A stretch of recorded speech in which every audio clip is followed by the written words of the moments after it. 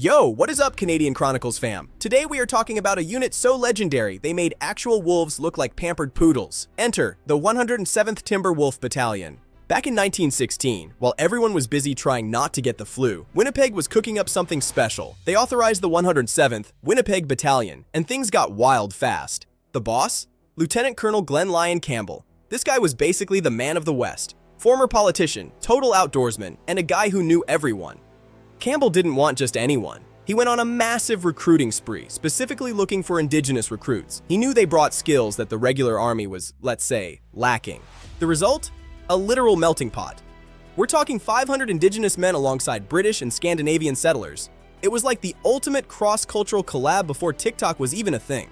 They trained at Camp Hughes in Manitoba, which was basically Mud Simulator 1916. This is where they officially adopted the Timber Wolf name, because Winnipeg mudslappers didn't have the same ring to it. In September 1916, they hopped on the SS Olympic, the Titanic's sister ship, but hopefully less sinky, and headed for Liverpool. They arrived ready to throw hands, but the army had other plans. Usually new units were broken up for reinforcements, but Campbell was like, nope.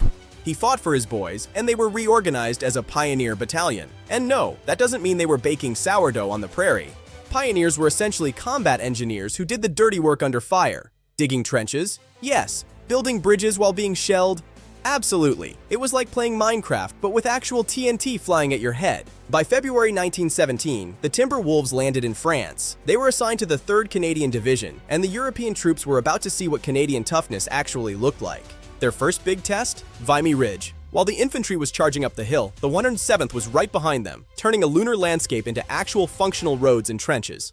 Efficiency level, maxed. But the real final boss moment was Hill 70 in August 1917. This wasn't just a battle, it was a literal chemical nightmare. Mustard gas everywhere, not the kind you put on a hot dog. The 107th was ordered to dig Hay Trench, a vital link to the new front line.